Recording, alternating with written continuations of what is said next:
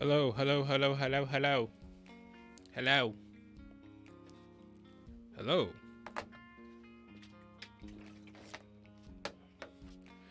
Is there anybody there? Do you read? Oh my god, this is a late one. Late stream. How are you guys? Did you enjoy your Friday? Mine was okay. Can't complain too much.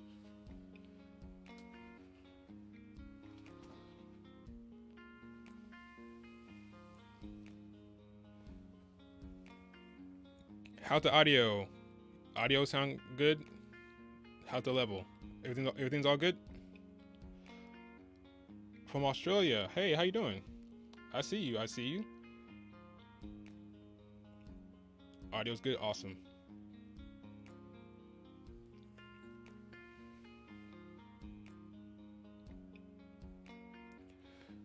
Okay. Yeah, so I wanted to get this done earlier. Actually, I wanted to do the stream earlier, but stuff came up, so I thought about pushing it to Saturday morning or Saturday afternoon.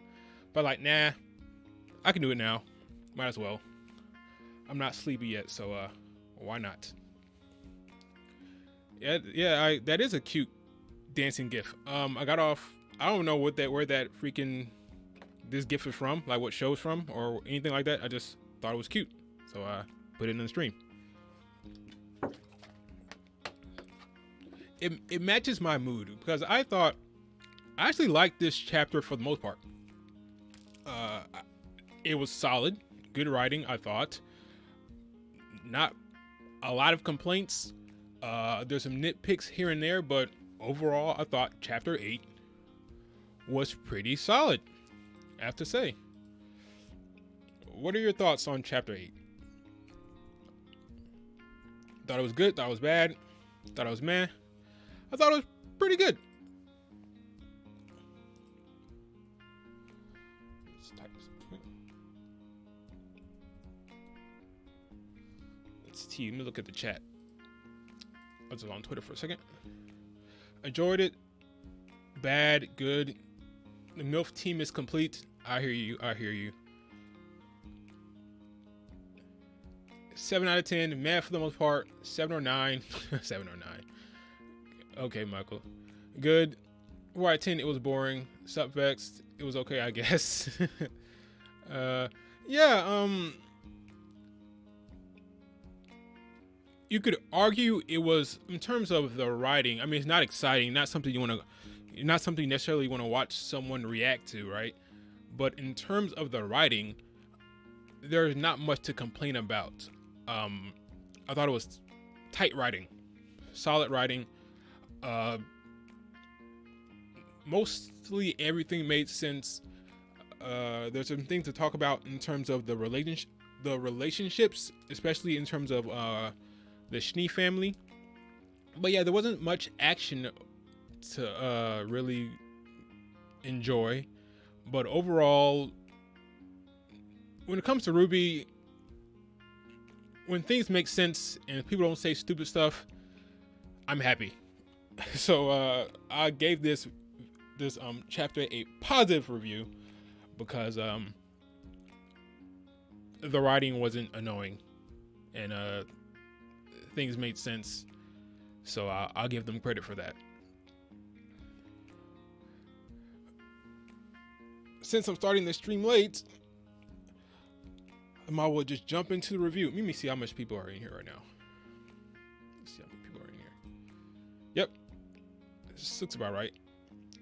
I need to be better about scheduling these freaking discussions because with my schedule sometimes it fluctuates. So, but hopefully next week, the next chapter is going to be a little better in terms of scheduling. But yeah. This one was pretty late, but that's all right. The show must go on. Let's just dive right into this review. Let me just head over to Streamlabs. That's the watch page. Okay, Streamlabs is here. Stream is good.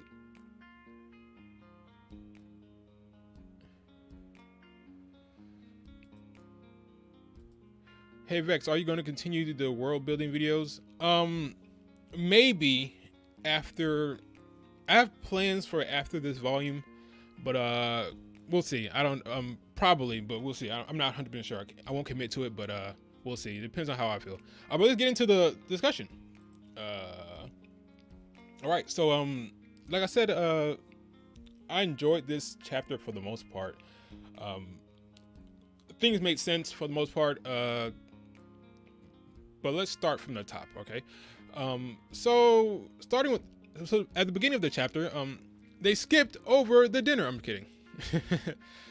This isn't like chapter 7 and 6 where they skipped over stuff. They skipped over like the lead, what they were leading into, right?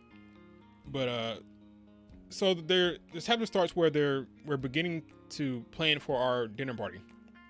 Our heroes are getting ready for the dinner party, and Weiss wonders just how in the hell her father won this damn election. I still can't believe he won.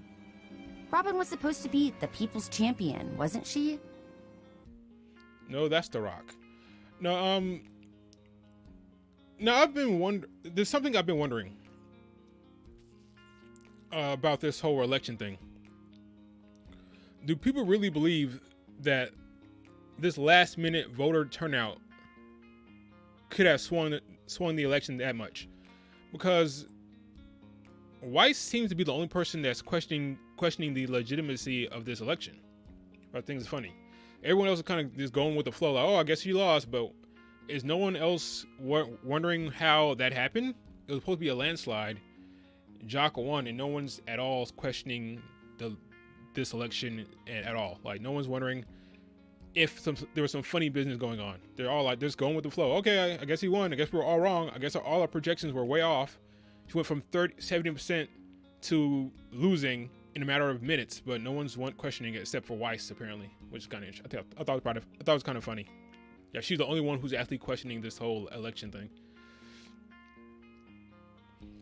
Let's move on to the next one. I think my father would do whatever it takes to win. There's just too many coincidences. If Jacques Schnee's up to something, I think we should know what it is.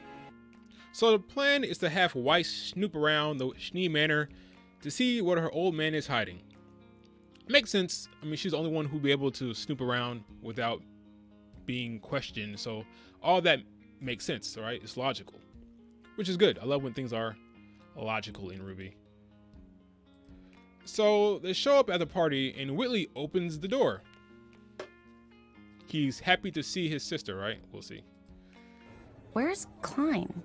What an interesting way to say, hello, dear brother, how have you been? Considering how things went in Volume 4, Whitley shouldn't be surprised that Weiss doesn't have anything nice to say to him. I don't think he's surprised at all, actually. We'll talk about the relationship later, but yeah, I thought there was a good interaction between them for the most part. All of it didn't bother me at all. It's just a common theme of this chapter. Things didn't bother me for whatever reason. So the writers got rid of Klein. I'm fine with that. It makes sense. Jock probably has a hard time believing that Klein didn't help Weiss run away. And even if he didn't help her run away, it's still a bad look because it happened under his watch, right? So that checks out. It makes sense that he would potentially be let go because of Weiss running away. So that makes sense.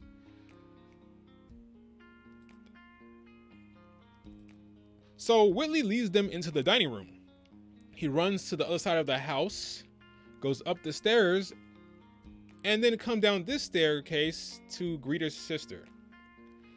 He's either the Flash, or they messed up and we weren't supposed to notice this. You see, he walks over to the left. He walks into the dining room, and then like a minute later, he's walking down the stairs. So unless he just sprinted into the other side of the house and ran up another staircase and came up around and came down this staircase, it doesn't make sense. Or maybe this messed up. I just thought it funny. Obviously this is a mistake, right? Obviously, but things like this, you know, some people don't really notice this stuff, but it's kind of hard for me not to, because like I don't know how you would fix this problem. You just have him not lead them into the dining room. Simple as that. Have someone else take them to the dining room, and he could just be bothering his sister. I'm not sure why they had to do this, but it's really not a big deal. See, these are the kind of nitpick things that I caught, but that's really not a big deal. But it's kind of funny. He's either the Flash, or they just didn't think we would notice, or didn't really bother. Maybe they didn't notice it themselves. That's his semblance. Maybe he can pop semblance to what? Teleport? Pop up anywhere he wants to be? The magic of lazy editing. Yeah, I don't know. Does that something you catch later on? You're like, nah, no, who cares? Not a big deal. Or do you catch it early on? Like, I don't understand how, like, maybe it doesn't bother them. Maybe it's not something that is worth fixing, or, you know, I don't know. That would bother me if I was an animator, or if I was editing that. It would bother me that the kid just pops up coming down the stairs, but ultimately it's all right. It's definitely an animation error, but ultimately it's not that really a big deal. It doesn't hurt the chapter for me, right? It's just something I noticed. I figured I'd point it out. You see, let me look at the chat. I've been going on for a little bit without looking at chat. Teleporter. Oh my god, he's fast as fuck. That was fast. Oh look, I gotta check the chat because I got what's the name of the thing? Donation or top chat. Would you have liked it if the gang were wearing dresses and suits like in Volume 2 chapter and Volume 4? That would have been fine. That would have been cool. Yeah, maybe I probably would have preferred it, but I don't really care either way. But yeah, that would have been a nice touch if they were dressed in suits and like that would have been cool. Yeah, now you mention it, they should have done that. Have them all dressed up. It would have been good to see them in a different attire, and see them in all glammed up in yeah, that would have been, yeah, that would have been cool to see that.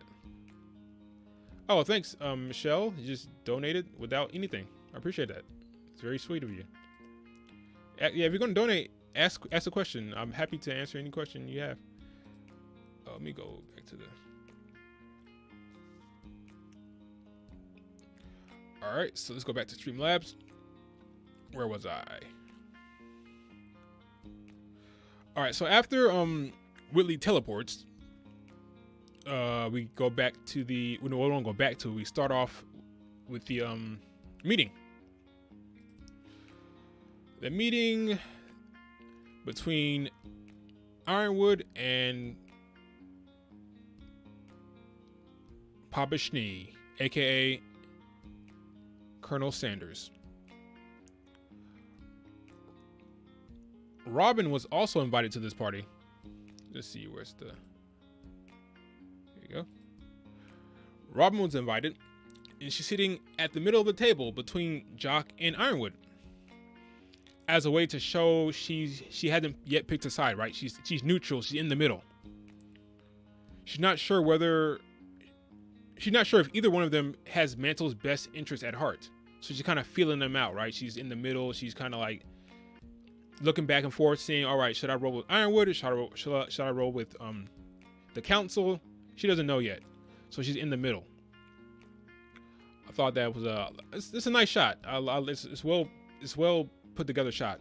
It's not really. I mean, it's kind of like, you know, standard, not anything too special. But I like the way it's framed. I like the shot of it. It's cool. It makes all the sense in the world, right? She's in the middle, right? You know, that's good. It's good. Yeah. See, as you can see with this chapter, everything just kind of solid. It's nothing that's poorly executed. It's nothing that's poorly written. It just kind of all makes sense. It's not amazing. It's just, you know, it works. Everything's working for the most part. All right, let's move on to the next one. Are we safe with her here, by the way? As the official report stated, that footage was doctored. Penny is completely under my control. Okay, now the fact that Robin is calmly sitting at the table with Penny and doesn't question why she's there makes me think that at this point she doesn't believe that Penny was the one who hurt her friend at the Mantle Massacre, right? So, I ask again, what was the point of having Robin believe Penny was the culprit? What was the point of framing Penny and having Robin believe in that moment that it was her? What's the point? I'm talking strictly about Robin here. I'm talking about Robin. I'm not talking about all of Mantle. I'm not talking about security cameras. I'm talking about Robin. What was the point of having her believe Penny was the culprit in the moment during chapter 5? It doesn't come back up, guys. It's not relevant. It's not important to the story. It's not a thing. It's not relevant. So what was the point of it? Chapter 6 gets worse every week. With every passing week, that chapter gets worse. That scene gets worse. They don't use it. They don't use it. I'm thinking that maybe Penny would have a vendetta against or not Penny, but Robin would have a vendetta against Penny. Maybe Robin would be hunting down Penny. Maybe Robin would hate Penny or something. I thought that was the whole point of that. The whole point of having Robin think or wonder that Penny was the one that hurt her friend. I thought that was going to lead to something with that character. But I mean, she's the hero of Mantle. Penny is the protector of Mantle. It's common sense you would think that there's going to be some kind of clash between those two, but they don't use it. It's over. She's sitting at the table. She's not wondering why the hell Penny's there. So does she not believe that Penny did it? Is she convinced now that that was someone else? Or like, I don't understand what was the point of that. Am I off? Let me look at the chat. Am I off? Does it make sense that I mean, correct me if I'm wrong, but at the end of chapter 6, she believed that Penny did something. I mean, that's how they framed it. So is that over? Does she no longer believe that Penny hurt her friend? Does she believe it was someone else? Does she not care anymore? They're not addressing it. She's just sitting there at the table with Penny there, and it's not a thing. There's no dialogue. It's weird. I got another super chat. Would like a scene where people blame Weiss for dad, or blame Wise for dad. I'm confused, Hidden Gem gamers, but maybe I'm just stupid. It's kind of late. Thanks for the donation, though. Let me see. It's just to make drama bait. Would have been better if Robin asked, yes, fake nudes. It absolutely would be better. Robin should have said something. That would have been better. I agree with you. If Robin had used her semblance on Ironwood and Jock, if they had anything to do with the attack, Rick, yep, I agree. She could just ask them right there, use her semblance and say, hey, did Penny do this? Were you involved with the attack at all? It would have been solved right there. See, that's the problem with giving Robin that semblance, because now she can use that semblance at any moment. And now you have to wonder why the character is being stupid and not utilizing that semblance when it would be so beneficial for her at all times. Especially when this damn volume is, the theme of this volume is telling the truth and who's lying and who's not. There's a character who can tell whether somebody is lying or not. So, and she's not utilizing her semblance in situations where it would benefit her. It's FYI. That's why you don't give characters that semblance, because it's a big plot hole later on, because she has the damn truth teller semblance. So now the viewers will say at every damn turn, why doesn't she just use it? Why doesn't she use her semblance? Why doesn't she just find out the truth with her semblance every time now? That's why you don't give characters that kind of semblance, because it's a big freaking plot hole. Unless you're a talented writer, you can write around it, of course. But yeah, that's, again, I like the chapter. I'm just talking about the semblance and how it relates to chapter 6, because chapter 6 was a mess. Robin should have used her semblance on Penny. I agree. If it worked, if it would work. Well, she does have a soul, so you would think it would work, but you never know. You never know with this show.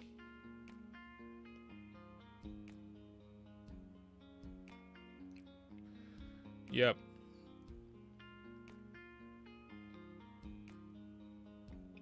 Maybe she realized she was wrong about Penny. Yeah, but that's fine, Kayla. But now you can maybe talk, like, write that into the show. Like, have it written in the show.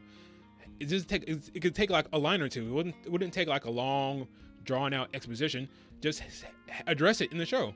If Robin believes it was someone else, or she believed that it wasn't her anymore, just address it. It's just, why not address it? I'm confused as to why they're ignoring it and having people like me wonder why Robin is being dumb. Just address it. That's all they have to do.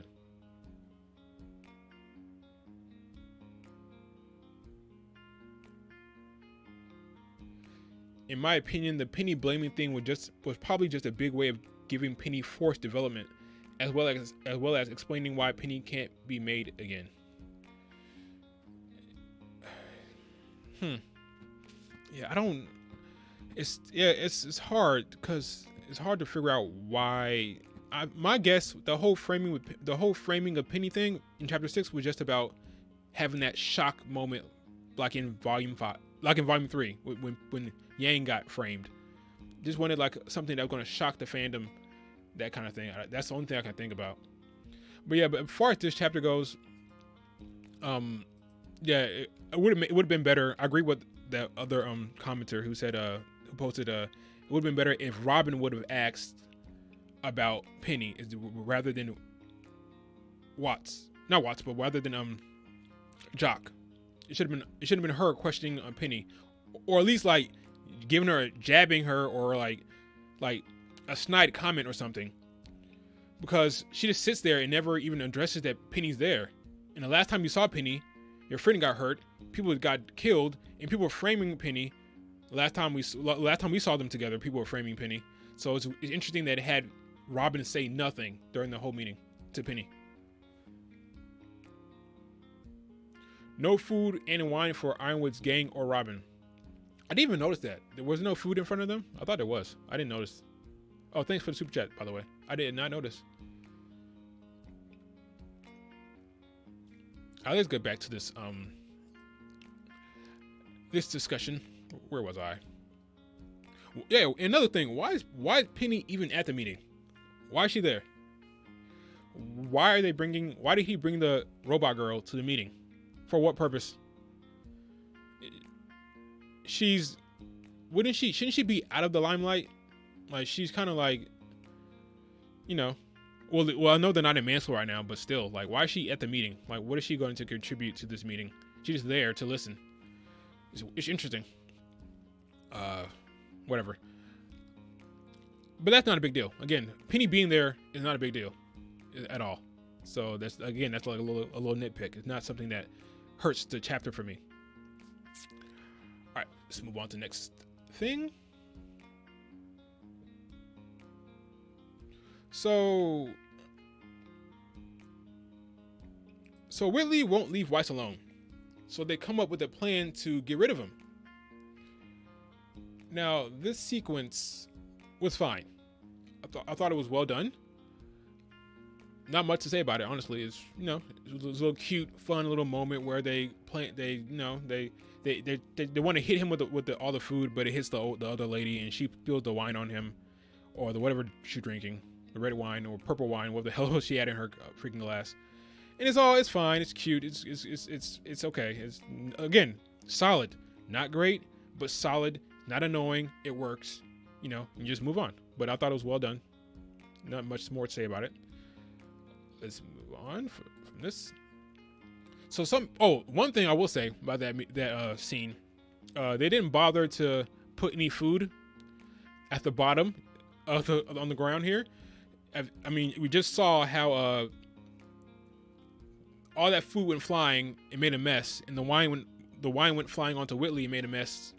But they didn't bother to put any food at the bottom of the staircase. Stuff like this, again, it's not a big deal, but why not? Did they run out of time? Why not just have... I don't understand why not just have food there. Have like a maid come from the right side or from the left and start cleaning it up or something like that. Like show like the maintenance coming to clean it up or something. Like why not have like what I don't understand. How did that happen? Did they just say fuck it? Like we don't have time for this? I don't know. I can't excuse stuff like that. Just put some food at the damn bottom of the staircase. What's going on here? Like, again, the chapter is not bad. It's good, but little stuff like this, it can be like, you know, they don't care. Don't try to sugarcoat it. It's just lazy. It potentially is lazy. Yeah, potentially. That's a possibility. It could be just laziness. I'm trying to give them the benefit of the doubt. I don't know why. It's not that I don't think it would be that hard just to put a mess at the bottom of the stairs. But yeah, it's just a cartoon. They won't notice. Oh, he's saying Rooster Teeth says they don't notice. I don't know. It's interesting. It's a smart house. Yeah, they already cleaned it up. The second the food hit the ground, like a vacuum cleaner came in and cleaned it up real quick. So that's why it's not there. The carpet has an anti-stain semblance. Hey, what's up, Floof? How you doing? Something's going on with that. Oh, another super chat. I didn't even see it. Why is Weiss so nervous around Whitley here? I didn't see it as nervous. Did you see it as nervous? I didn't see it as nervous. Oh, hey, what's up, Murder? Thanks for joining, man. Appreciate it. Yeah, I didn't see it as him being nervous. I saw it as her just being more annoyed. Interesting how different Weisses. I think the Weiss that left the house to go to Beacon, back up the Volume 1 Weiss would have like gave Whitley the business. It would have been like arguing with Whitley, like telling him to get the hell out of my way. But this Weiss kind of puts up with it. Like, it's interesting. Like, how long would she have just stood there before she said, "Hey Whitley, get out of my way"? You know, how long would she have just taken that, have her little brother annoy her? I don't know. Interesting. The Weiss that I love, I like her being like, you know, kind of being a little bit of a bitch, you know, like not a bitch to her friends, but like, yo, hey Whitley, get out of here, get out of my way, you know. But this Weiss was just sitting there taking it. But yeah, that's not really a big deal. What if Blake backstabbed everyone during the end of the season or by Volume 8? If Blake, why would Blake backstab everybody? You gotta give me more than that, Dex. Thanks for the donation. But yeah, I don't know why Blake would backstab everyone. You mean Neo? Or no, not Neo, but maybe somebody on the Aesops, maybe. But I don't know why Blake would backstab everyone. Yeah, you have to give me more than that. I don't know why Blake would do that. It's a Roomba self-cleaning mini vac. It's very quick. It runs on dust. All right, let's get off this. It's long enough on this freaking circling the ground. Let's move on to the next thing here. What is the next thing? All right, let's go back to the meeting. So, Are you saying you don't trust us? You can't just buy trust like everything else. You have to earn it. So Jock starts grilling Ironwood about the closing of borders and the Amity Coliseum project. And Winter just can't stand it. She loses her mind. She flips out. Winter might hate her father more than Weiss. In fact, I think she does. I'm going on the record right now and saying that Winter hates her father more than Weiss does. She can't even stand to talk to him. You remember earlier in the volume, she was avoiding him. She didn't even want to show up until after he got there. Her hate for her father, it runs deeper than even Weiss's, which is interesting. I doubt we'll dive into it, but yeah, she seems that she really despises her father even more so than Weiss does. Maybe because she was older than Weiss, so she saw more of the nonsense and more of the awfulness from him, maybe? I don't know. But she definitely hates her father more than Weiss, I think. Could be wrong about that. So Robin, oh yeah, here's the thing. So Robin appears to dancing in front of it. But Robin appears to smile during Winter's outburst. So you know what that means. According to the fandom, she's gay. New ship. Oh my god, I'm here for it. The Robin Winter ship, right? Yeah, it's a thing. Does anybody know what the ship name is? I'm joking obviously right now, but does it have a ship name? I'm sure it does. Robin and Winter. What's the ship name? Someone tell me. What's the ship name? What is it? I'm sure there's a thing. Go ahead and tell me. Robin and Winter have a ship name. I know the fandom. They created one. So what is it? Snowbird? Figures. Yep, that sounds about right. I knew it. I knew they made one. I knew it. Snowbird. Yep, it's taken. Yep, Snowbird. All right. Oh, is that? Did you guys make that up in the chat just now, or is that really what it's called? Snowbird. I wouldn't be surprised. I know the fandom too well. Fandom is hilarious, man. Yeah, but yeah, apparently, I saw some people on Twitter saying, "Oh, maybe Robin's gay." You know how it is. You know how the fandom works. Well, yeah, she was obviously impressed, or at least happy, or what's the word I'm looking for? She liked what Winter had to say. She liked how Winter went after the government officials in that way and her father in that way, and she kind of respected it in that moment, is what I'm getting from this scene, actually. But the shippers will have another different thing to say about that. But that's what I got from it. Where am I at? Here we go. Snowbird. That's funny. So now Winter's outburst is not out of character. I saw some people say that it was out of character. I disagree. It's not out of character. Winter tends to overreact when people get under her skin. Right? We saw that in Volume 3 with Crow.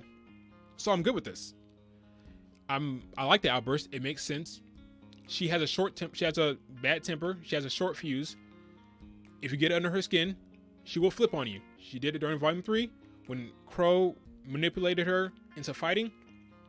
You know, he knew what he was doing, and she reacted. So this makes all the sense in the world. This is how Winter reacts. So I'm good with this. Again, for the most part, everything about the chapter makes sense, and it works. Let's move on to the next part.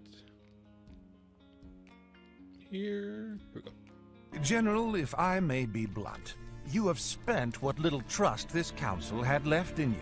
Whoever's been murdering your critics is still at large. The hacker who turned Atlas drones against us was never captured. How are we supposed to give you our trust when you've given us nothing as of late? Jock may be an asshole, but he's not wrong, right?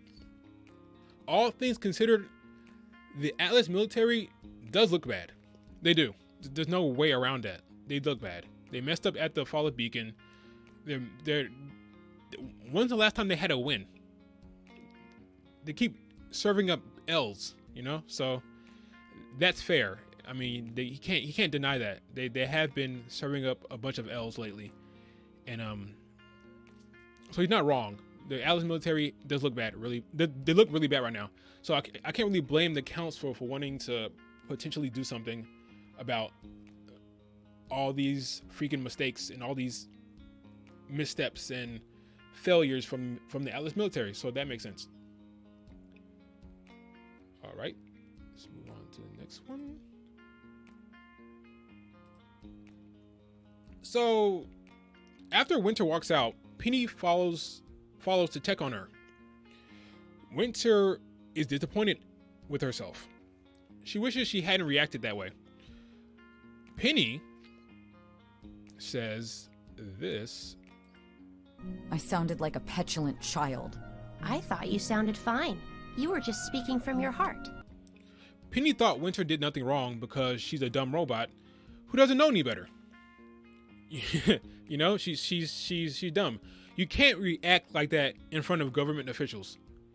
You must keep your composure or risk making yourself look weak. She embarrassed Ironwood. She embarrassed herself. You can't act like that. You have to have composure. You have to show that you can control yourself, or you're gonna look like a weak little. You're gonna look weak in front of government officials. You can't act like that. And someone with life experience would know that, right? But Penny, she's a dumb robot who doesn't know any better. So it's kind of funny. But what's interesting is, let me make sure I get the right one here. So I should have just stayed in line. I guess you're right. I don't understand. Now here's the thing. I think the written lines for the scene are fine. They're good. I'm just not sold on how this scene closes. The scene ends in a way that makes you think that the writers agree with Penny's sentiment, but she's 100% wrong in this situation. So I'm kind of confused here. Like it's shot in a way when she walks off in that wide shot to make it seem like, oh, the viewers, we're supposed to agree with Penny.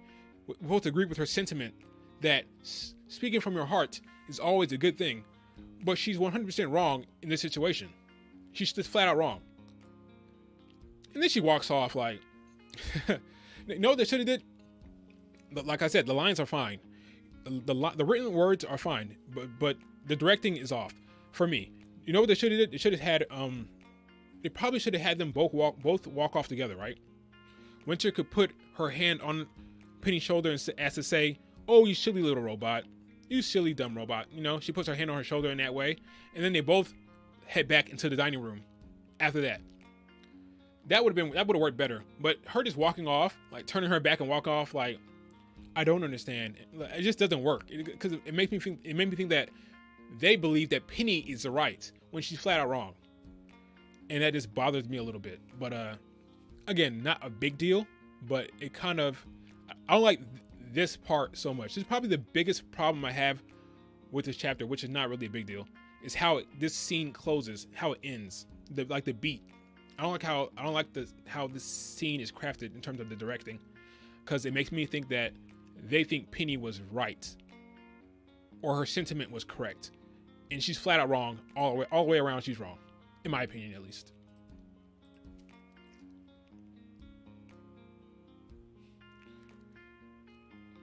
Mixed signals. The scene was weird. The scene was fine. It was just the ending was a little off. I didn't like how it ended. Like the beat was off, the walk off was off, the wide angle shot was weird.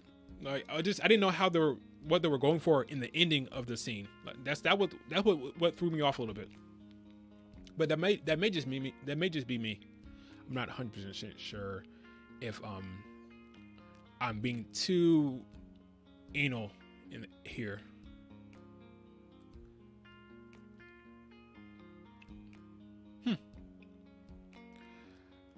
All right, so let's move on from this.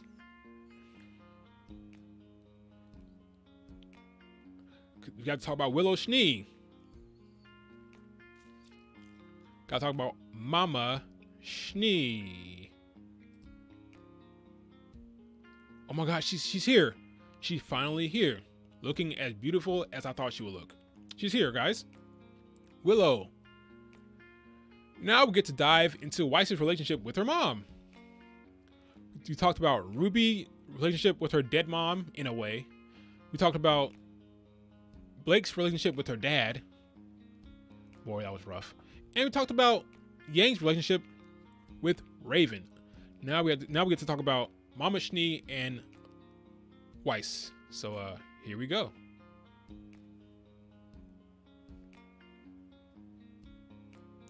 Let's start. I'm sorry I couldn't come down for your party. I'm afraid I'm not feeling well. That sounds like a line that Weiss has heard many times before. She probably never feels well enough to do anything. Depression will do that to you, unfortunately. I need to use Father's computer. I think he may have done something. I thought we all simply assumed that at this point. Yes, well, some of us are trying to do something about it. Damn! The shade. Weiss loves her mother, but she doesn't respect her clearly. Clearly. That line was an open hand slap to Mama. She's not actively trying to shit on her mom, but she can't help the way she feels. Her mother has been missing from her life for years while sleeping right down the hallway. But you can tell by her face, if you zoom in on her face right there, Weiss's face, she instantly regrets dropping that bar. She instantly regrets dropping that line, but, you know, she can't help the way she feels. And it's kind of just, those things kind of just pop out. Now, what's interesting here is how Willow reacts. Because Willow... I'm sorry I couldn't come. Willow is well aware of the shade coming from her daughter. How does she respond? The only way she knows how to respond, she drinks. That's the only way she can deal with that. Drinking has become a way to escape reality. It's her escape from reality. And what does Weiss do? She looks away, right? This is a well-directed scene, guys. It is. It's a well-directed scene. Everything here is working not just okay, but well. Really good. Whoever directing the scene, you can tell they know what they're doing here. It's good. It's really good. The way she drinks the alcohol, the second she feels that shade from her daughter, and her only response is to drink. That's what she's become accustomed to. That's what she does now. That's how she faces reality. She drinks. And then Weiss turns away. She can't see her mom like that. Perfect. Boom. It's great. Perfect. So next we find out that Miss Claus... Wait, let me find out what's going on here. Here we go. Next we find out that Miss Claus has set up secret cameras around her house. Why? For protection from her husband. Some people want... Let me look at the chat real quick, because I kind of been... Okay, gotcha. See you guys. Now, some people wonder why women stay in these loveless, abusive relationships. Why not just leave, people wonder. Well, there's a lot of reasons why she would stay. For example, when there's kids involved, some women put their children first, sacrificing their own safety and happiness. But in Willow's case, I think the big reason is shame and embarrassment. Shame and embarrassment. Jock married her just for the Schnee name, and now he's running the company. He basically sucker played her and the family, and she knows it. Imagine having to admit that to yourself. Imagine that getting out to the world and being judged for that. The thought of that may be scarier than maintaining the status quo in the home. You'd rather stay in the home than leave and have to deal with that. Also, Jock is a very powerful man, right? He has money, has influence. He could hire people to make it look like she's batshit crazy. People may believe whatever story he comes up with. You know, so there's a lot of reasons why she wouldn't leave. There's a lot of reasons why she wouldn't just pack her bags, besides fearing for her life. Like, there's other things involved here. There's other things going on. So I thought that was important to address. So let's move on to the next part.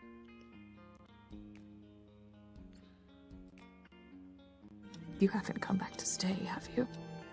No. Good. So Jock was full of shit, right? Obviously, when she said that Willow was devastated when Weiss left. Willow doesn't want her kids anywhere near this house. It's a sad state of affairs in the Schnee Manor, which is why Willow tells Weiss, don't forget about your brother.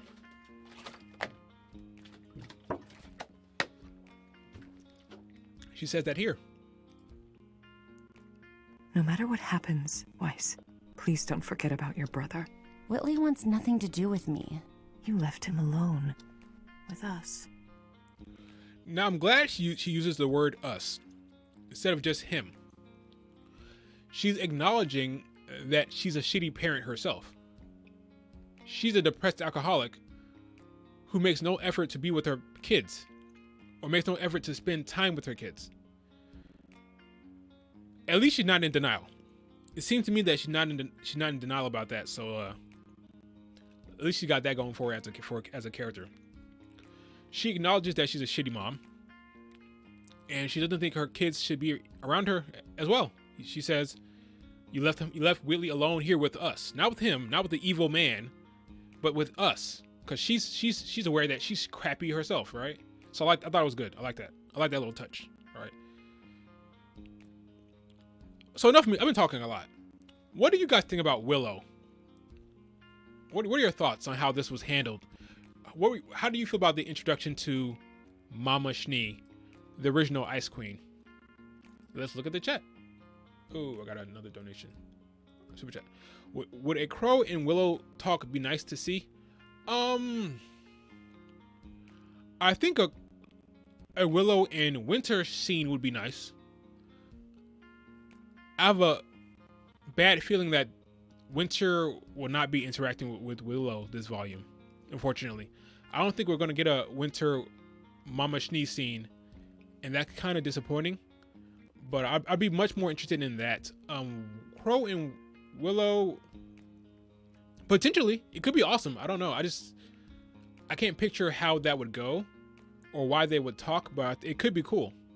I don't think I want to see Crow like trying to tell Willow to get off the alcohol. I don't that'd be weird. I don't need to see any kind of intervention where Crow's like, the alcohol, you gotta get off it. Is gonna send you down a life. I don't want to hear anything. I want to hear Crow trying to help Willow get off the damn the bottle. That'd be weird. Avenger anime fan writes, kind of weird that we're supposed to feel sorry for Whitley in the scene, but earlier everyone was laughing at him when the wine got all over him.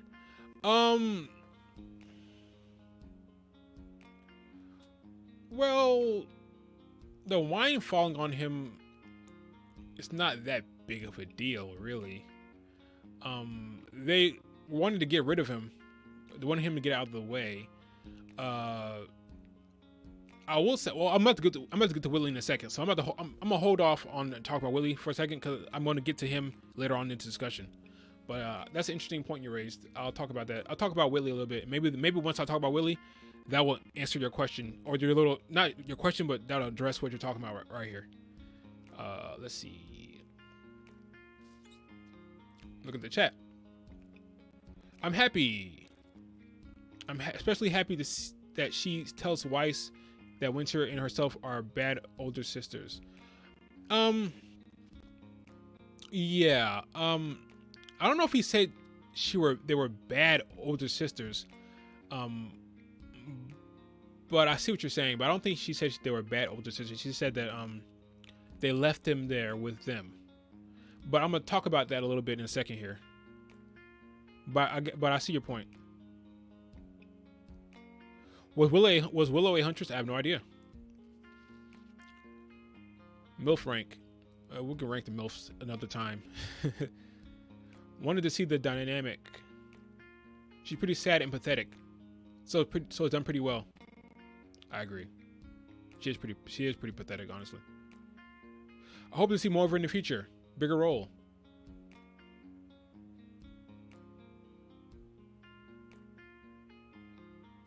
Someone said that Willow had that dead mother hair. She kind of does, but I don't think they're gonna kill off Willow because there's no point. She's already like depressed, and you don't kill off a character that's depressed and like lonely and like sad and miserable. You don't kill off those characters because no point. They're not gonna feel anything if Willow dies. We wouldn't feel anything, so I doubt they would kill her off. Does that mean she had footage of White getting slapped? I think she does. I would think. It depends on when she put it in. Did she put in the cameras after she left? I don't know. Did she do it in the 6 to 8 months between Volume 3 and Volume 4? I have no idea. I guess a way to get around that would just say, the writers would just say she put in the cameras after she left the second time. After a client later helped her escape is when she put it in. They could say that, and that would solve that problem. If it was a problem at all. But yeah, you would think she would saw the slap. You getting so real, Vex. Oh, thanks. Thank you. Oh, that's a lot of freaking super chats. The chat room is hard to like decipher these. There's a lot of comments coming in here, which is a good thing. I'm happy you guys are activated in the chat. They won't kill her off. No, they won't. I don't think they will. I do not think that Willow would get killed off. But that's just my opinion. There's no point. She's already depressed and pathetic.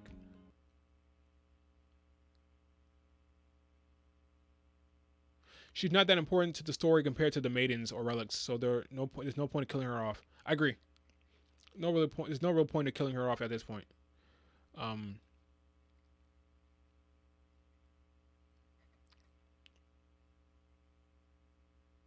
About what I expected: disconnected, shamed, hidden. Yep, agreed. So it looks like everybody is satisfied with Willow. I agree. I am too. I like Willow. I like her betrayal. I like how they did her in this show so far. I thought she was well done. I can't complain. I won't complain.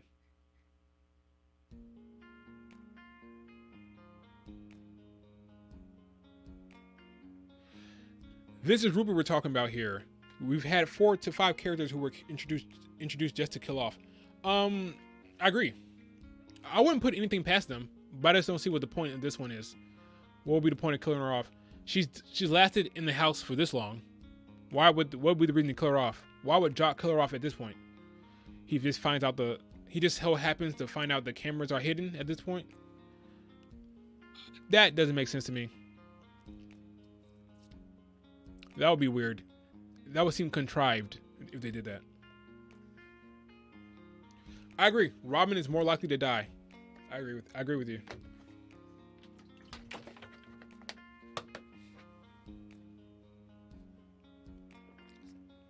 I have not seen her character portrayed in the DC comics. I have not.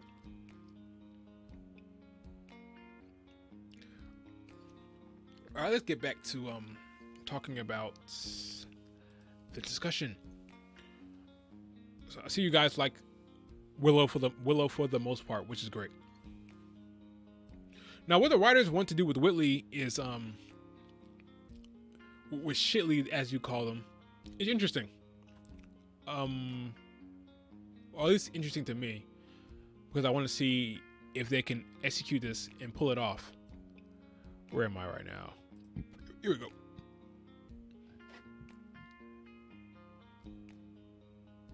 In Volume 4, they went out of their way to make Whitley look like a sociopath, right? Which was never compelling. They made him look like the freaking spawn of Satan. There's no nuance with him. There's no gray area with him. Like he seemed conniving, vindictive, despicable, a sociopath kind of. It seems to me now, going forward, they want us to see Whitley as more of a product of his upbringing, which makes sense.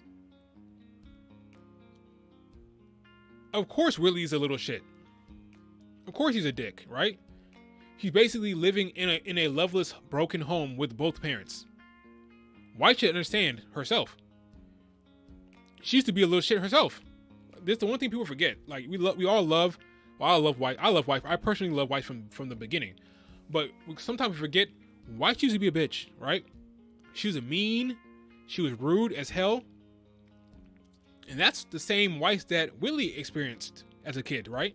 Weiss was mean. She was nasty herself. She had an attitude. She had a stank attitude, right? So Weiss should understand herself what Whitley may be going through. She used to be awful. So she should understand her brother more than anyone else. And perhaps she was a bad influence on Whitley herself as well. So that's another element we have that people aren't talking about that much, is how Weisswood may have been a bad influence on Whitley too. Whitley has not had the best role models, and of course he'd want the approval of his father, especially when he doesn't see a way out for him. He does not see a way out, which leads me to this. And let me get a drink of water here.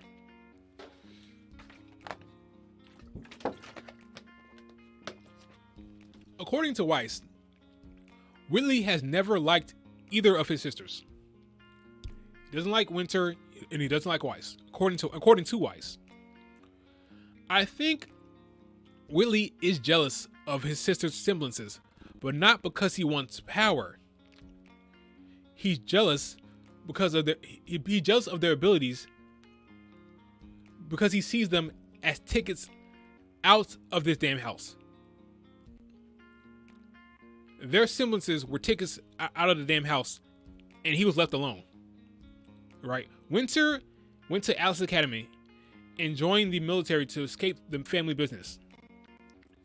So she used her semblance, her abilities, her powers, her skill set. She used that as a way to get away from the family business. She joined the military right after school. Weiss wanted to leave to go to Beacon. She wanted to get away from the damn house, right? Her father did not want her to go. She had to pass the royal test. She had to pass her father's test to defeat the what's it called, the Armagigas. She had to defeat the Armagigas in the White Trailer. Their abilities opened doors for them to leave. These are doors that will never be opened for Whitley, because Whitley doesn't have a semblance. He can't fight. He's not a warrior. And he resents that, maybe. He resents them for that, maybe. Potentially. If I'm writing it. You know? No, I'm kidding. But that's what I would do. That's what I would think. That's the issue here. They have abilities, and they use that as a tool or a key to escape the Schnee Manor and go about take their own paths, where Whitley doesn't have a path to take in terms of being a huntress or huntsman, right? So he has to take the route of being like his father, navigating in the family home. You know? I seriously doubt that Whitley hates Weiss. As a matter of fact, I'll go 100% and say Whitley does not hate Weiss. Whitley does not dislike Weiss. He dislikes the fact that she left because she has a semblance. She has that avenue to go down. That she could take that route because she has semblance. She has a semblance, so she could leave and become a huntress. Right? He resents her for that, maybe. But you don't actively seek out people you hate. The boy is doing everything he can to get her attention. Everywhere you look, he's trying to get her attention. He's jumping in front of her. He wants to talk to her. He's trying to get her attention. He's trying to bother her. You don't actively search out people you hate. You avoid them. You avoid people you hate. He's seeking her out. Every left turn, every chance he gets, he's seeking her out. You would think with Weiss's newfound maturity, or her newfound wisdom after returning from Beacon, you would think that she would have caught on by now. But sometimes we have blinders on when it comes to family. So that may explain why she doesn't see it. But I think it's clear as day. At this point, based on what they're giving us in this chapter, I think it's clear. But what are your thoughts on Whitley? That's my thoughts, but what are your thoughts on Whitley? Let's look at the chat.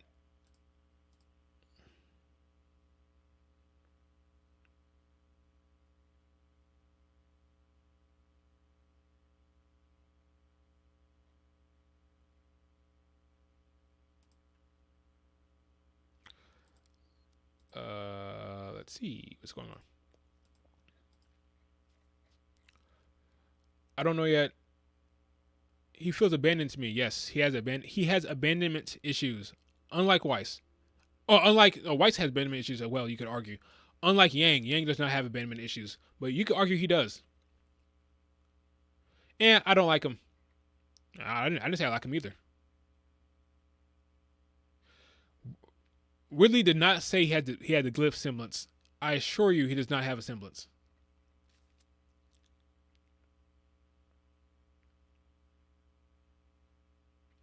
He could be a real compelling character if he was done well. I agree. Ivan Yang, I agree with you. He could be.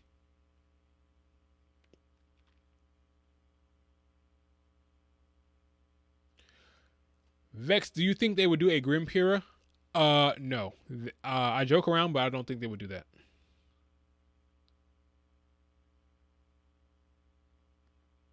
Am I late? Yeah, kind of. Kind of. You are kind of late. Just copying what your siblings do. I agree. Weiss is a bad influence. She was nasty. She was a nasty bitch. She was also racist. Yep. Weiss was not a great person. She was not a great person. I know we like to think that she was, but she wasn't.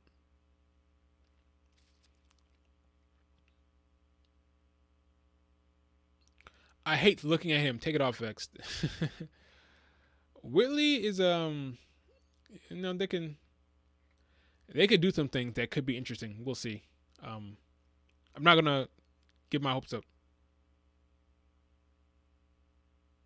He's mad, but he has potential. I agree. He has potential. I don't care. I'm not invested in the character at all, but I see what they're trying to do now. Before they made him look like just a little dick for no rhyme or reason. Now I'm starting to see what they're trying to do here. They're trying to make him look like, the sympathetic, abandoned kid who loves his sisters, but doesn't know how to express it because they're special in a way that he will never be, or he may never be. And that what made them special allows them different avenues and different paths to take in life. Whereas he has one path, and that's being in the damn house with his family and kind of following in his father's footsteps and doing what his father wants him to do 24/7.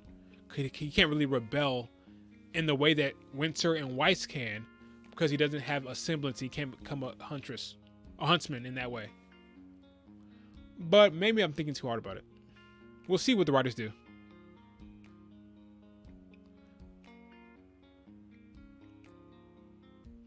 I just hope that Whitley's character development is better than Adam's. It can't be worse. Well, it could be worse, but I doubt it.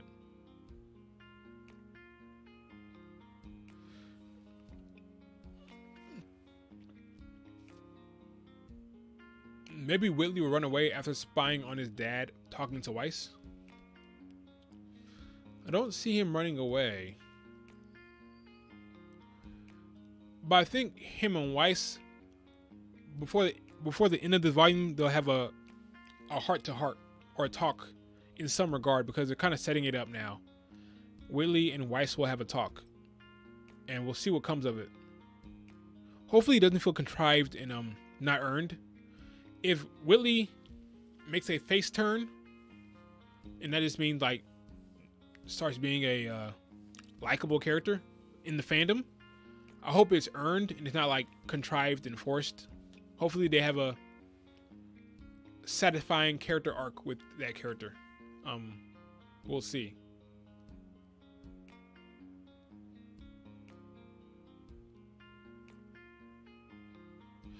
Vex, I thought of a scene they could do. Weiss confronts Willie on his like this, then Whitley slaps her, and then Weiss gets mad, but then Whitley starts crying, saying sorry.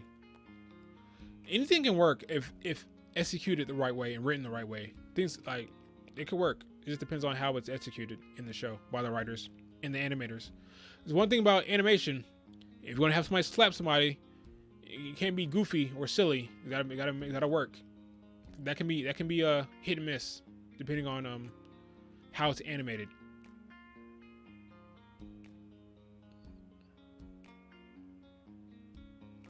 It's easier for the writers just to kill off problematic characters than to explore other ways to change their character.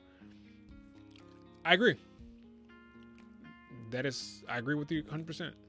It is easier. Like Sienna Khan, like Adam, like, you know, sometimes it's better just to kill them off.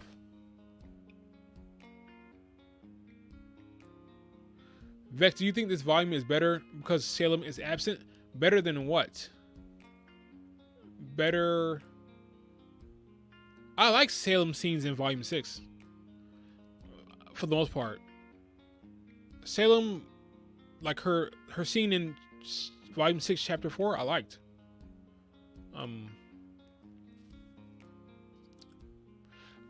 I don't know where volume 7 stands so far. I'll have to wait until it's over. Right now it's yeah, it's interesting how I feel about volume 7. Talk to me in about 6 weeks. I can give you a better answer in terms of where this volume stands. All right, let's move on. So a lot of you guys are kind of mad on Whitley, but you think he has potential. I gotcha. So next, our heroes, or our hero, as in one hero, Weiss.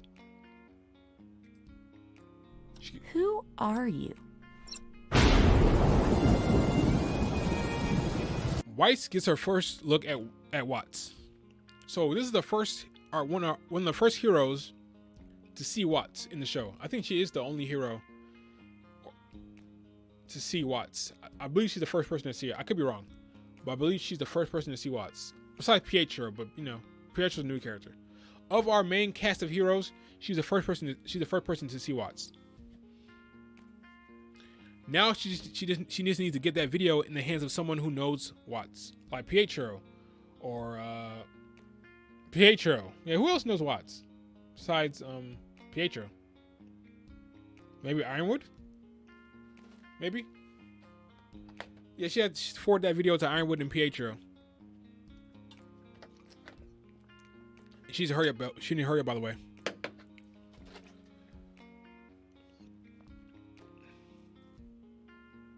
Watts is one of the best things about this volume. He might be the best. He's my favorite villain right now, by a long shot. He's my favorite villain, and he is one of the better things about this volume. Him and Ironwood are carrying this volume right now. Watts and Ironwood are the best thing this volume has going by far for me. All right, let's talk about the end of this chapter. Let's talk about the end.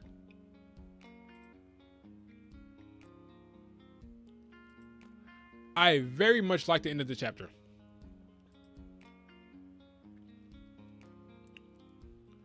Very much, I did. The cinematography is good. Show don't tell. There's not any dialogue at all, except for like one line. We'll talk about that in a second. No dialogue. Show don't tell. Nothing needs to be said because the visuals are telling the story. Watts shuts down the heating grid,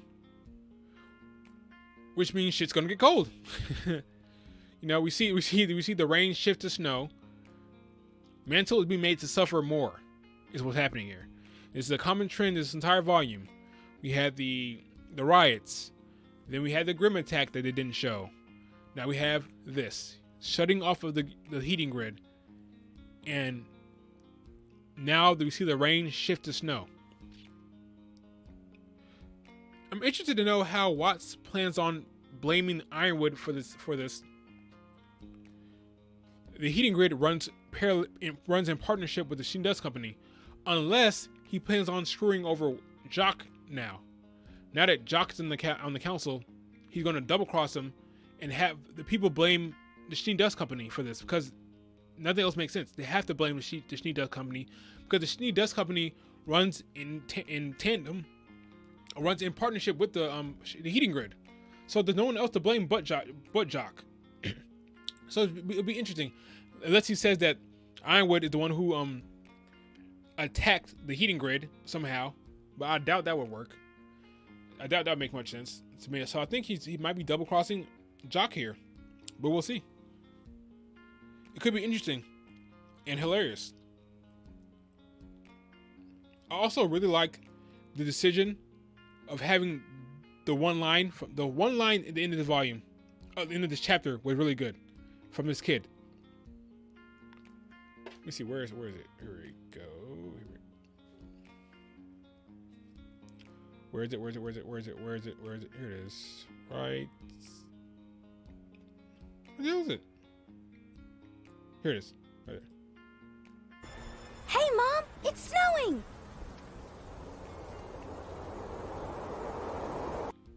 Hey, Mom, it's snowing. Now, some people may say, "What's the big deal?" What's the big deal? He just said, "Hey, Mom, it's snowing." The reason why I like this line because it's actually pretty dark in a clever way. This kid is excited. He's excited to see the snow. He's thrilled. He's happy. He wants to go play in the snow. Of course, he has no idea that the snow falling in Mantle is a sign that things are about to get very grim for him. No pun intended. Remember, Weiss said this. Without heating or a projected aura, the cold of Solitas can kill you in a matter of hours. So yeah, it's cold as fuck up there. So life is going to get a lot worse for the people of Mantle, unbeknownst to this kid. They've been teasing this moment throughout the volume, if you've been paying attention.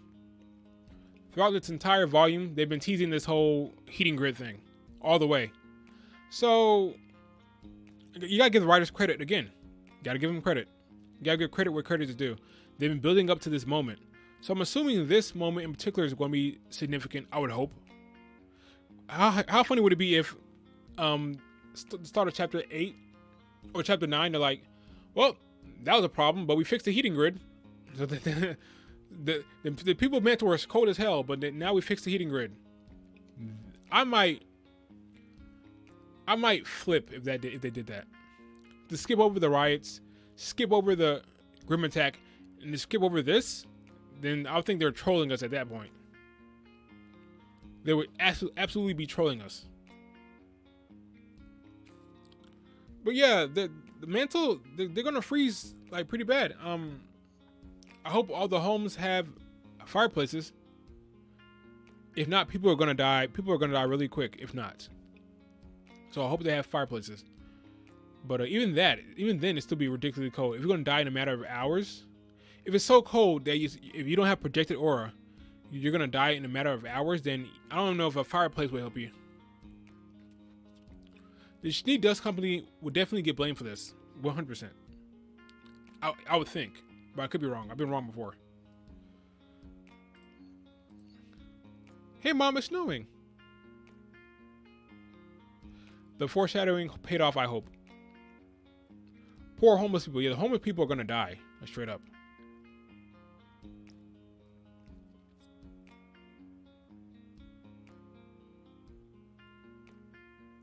Watch them have already fixed the heating system. No! That'd be fun. That'd be hilarious, but I'd be pissed.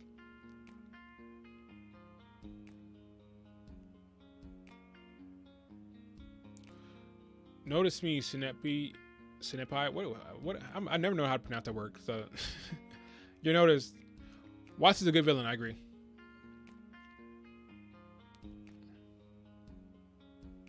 It's like Frozen,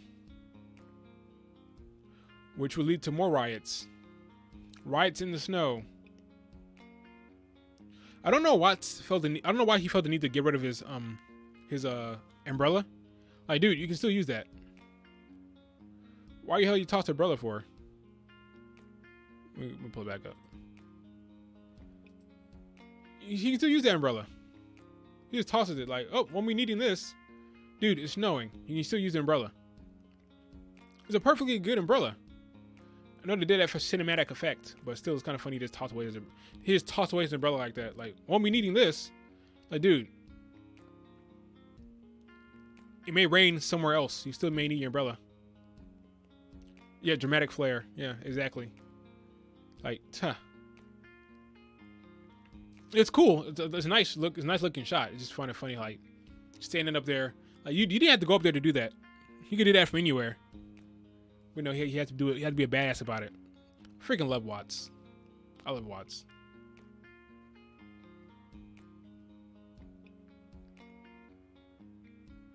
Freaking awesome.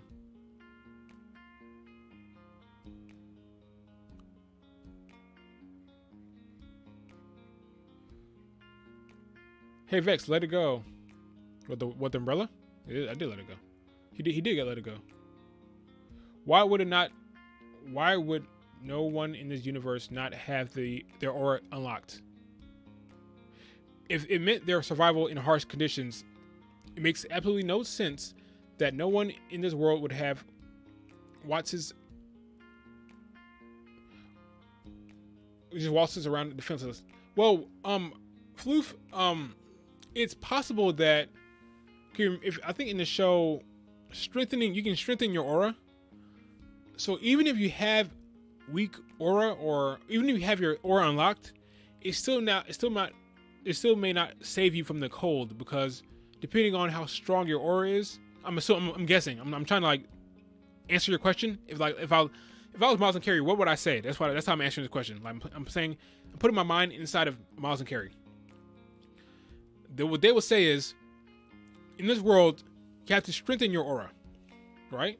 So these people in Mantle, they're not warriors, so not trained warriors, so their aura is weak. So even if they have their aura unlocked, they still freeze their ass off. That's my Miles and Carey answer, which kind of works, right? Tell me if that works. Their aura is weak, and it's not strengthened because they're not warriors. They haven't strengthened their aura, so their projected aura doesn't help them at all. That's what you're gonna hear if you ask them at the panel. That's what you're gonna hear. So you heard it here first.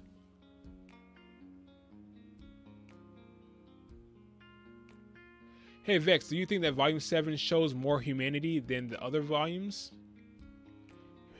In what way do you mean humanity? You mean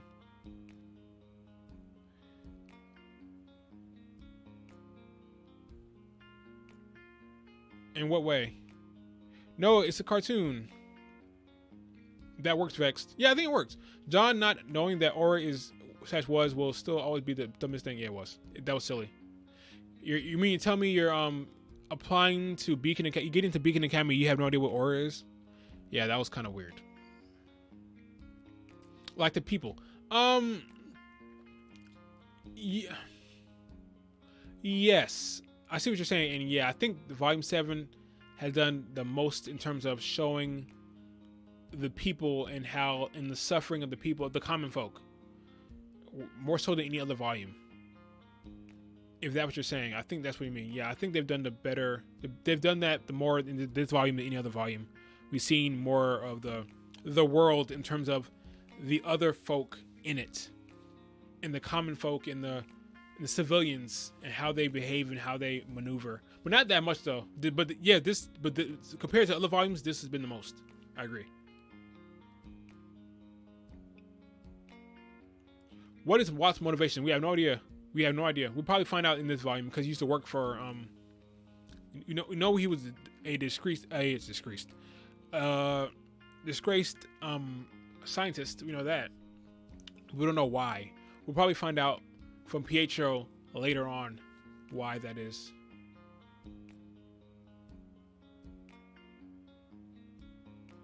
No, you're fine. You know, well, the stream's almost over, but yeah, I appreciate you stopping in.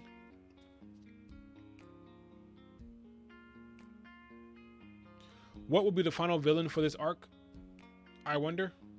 By arc, you mean this volume or the Mantle arc?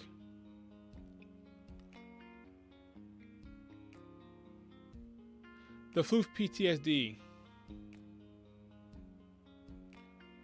I heard there's a rumor that Neo was a freaking people thought that Neo was Ren.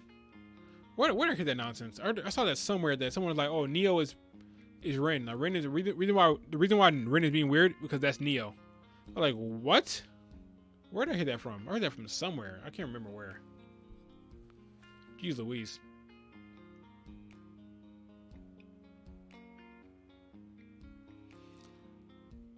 Yeah, you're super late. That's my fault. I need to start. I kind of sprung this stream out of nowhere. Well, I told everyone that I was gonna do the stream Thursday or Friday, but I didn't post it. I didn't post the video in advance, so there was no way to know when it was gonna come up. I just kind of sprung it within last hour. I'm like, all right, let's do it today. I wasn't sure if I was gonna push it till Saturday, to next day, but I decided to do it today. There was a theory that Neo was a Spring Maiden. Yeah, there was a theory that Neo was everybody. There's also this girl at the freaking in Volume 6 at the military base with what's her name? What's the name? What's the lady's name? At the military base in Volume 6. Cordo. There was a rumor that Neo was one of the freaking guards there. So Neo's all over the place according to these people. Neo's everywhere. She's no one. She's everyone.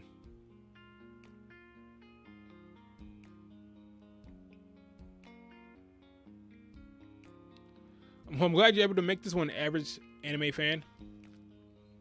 Yeah, I kind of sprung it out of nowhere. Hopefully going forward, I'll have more consistent time, but we'll see.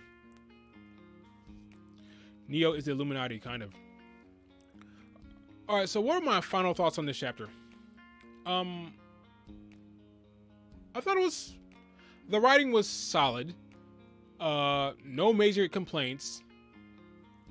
It's one of the better written chapters of this volume, or the best written chapter, honestly. Could very well be. A lot of people had issues with Ren and Nora. Like, if you're a Renora fan or you love that relationship, some people had problems with them in this chapter. But since I'm not invested in the two characters, in terms of their relationship, I didn't care. But a lot of people didn't like how Ren and Nora were handled. They thought they kind of like breezing over their little conflict. Well, they kissed and then haven't done anything since. I think people are bothered by that, but I don't care. I'm not bothered by Ren and Nora lack of screen time right now. Well, because remember, I think last chapter, Nora was screaming at Ironwood, and she like blew a gasket. In this chapter, they kind of ignored it. So I think that's the issue people are having, is that they're not continuing that storyline or continuing her character arc in this chapter. So they're kind of disappointed that Ren and Nora were kind of pushed to the side here, and they weren't addressed at all. But I didn't mind it because I'm not really invested in that relationship at all. Neo is actually Vex Viewer. Wouldn't that be something?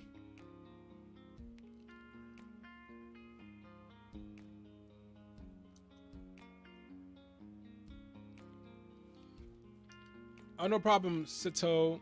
I'm glad you enjoyed the stream. 7 out of 10, 7.5 out of 10. Watts pulled a Papa John. Oh, man. I have no idea what's going to happen in the next chapter.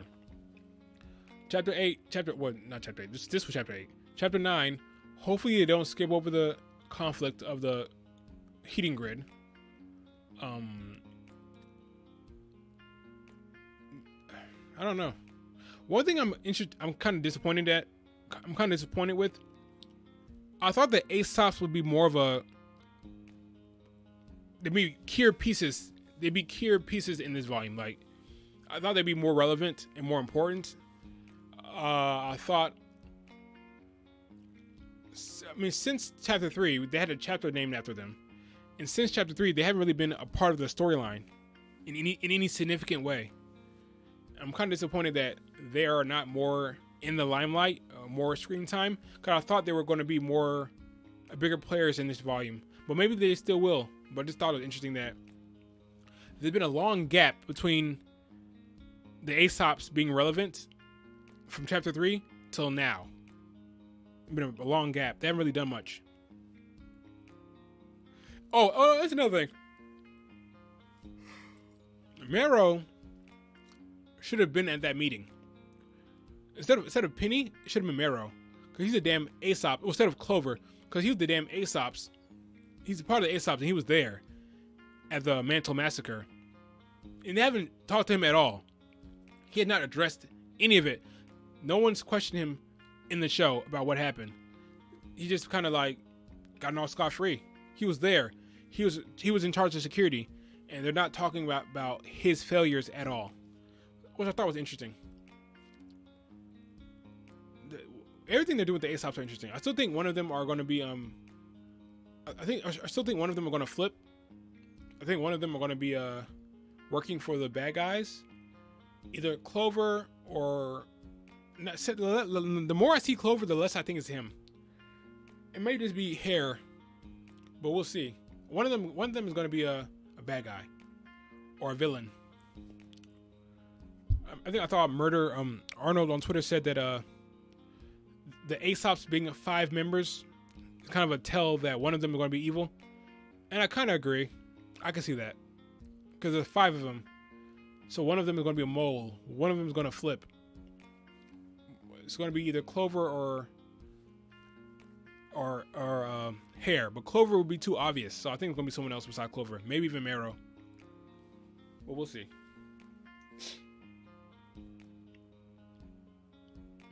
Traitor! Oh man, I'm actually getting kind of tired. If the Aesops need to get into the show, they need to do something with the show, because if not, it's gonna be a missed opportunity not incorporating them into this volume. Marrow is a traitor confirmed. Aesops need to be more involved. I agree. Neo is actually the Aesops. Yeah, Neo is all of them. She's all 5 of them. 8 out of 10, 5 out of 10.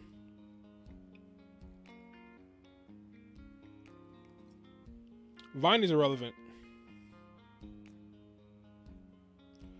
God, I hope it's Clover. He's so boring. You think Clover is vanilla? Kind of, I guess.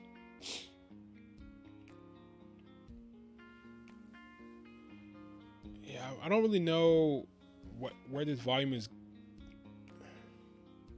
The only thing I'm looking forward to, I said this in the last stream.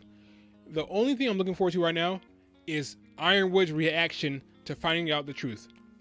When Ironwood finds out that they've been lying to him, that they've been talking about keeping secrets and yelling at him and talking shit to him and making him feel like crap, and he finds out that they've been lying. Oh, I can't wait. I cannot wait.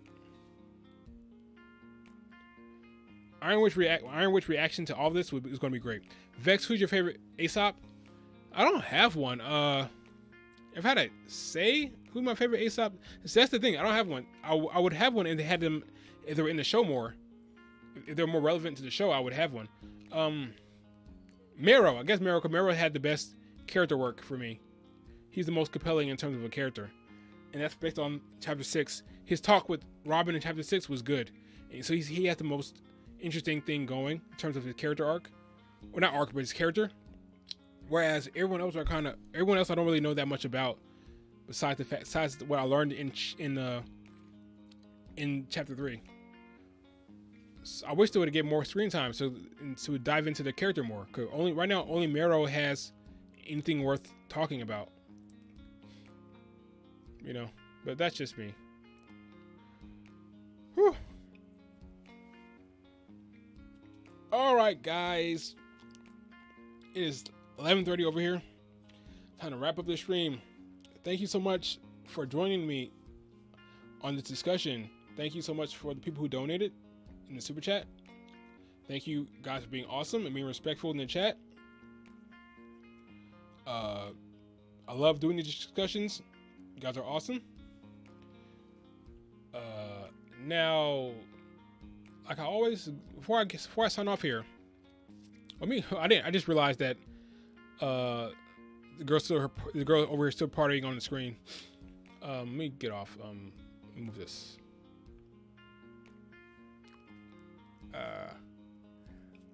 Where's the here we go. Bye. Now, before I sign out, remember, I leave you with these 3 things. Stuff in RWBY has been planned since the very beginning. Most things in RWBY were planned from the very beginning. No, but seriously, like Bumblebee, y'all. Bumblebee, best ship in the show, right? And it's a cartoon. It already happened. That's your answer for everything. Why is there no food on the ground? It's a cartoon. Why Whitley does it teleports? Is a cartoon. It's always just a cartoon. Thank you guys. You guys are awesome. Damn, I'm tired. Oh man, I'll talk to you guys on Twitter. Remember to like and subscribe if you're not subscribed. And like this video, and I'll see you in the next discussion. Toodles.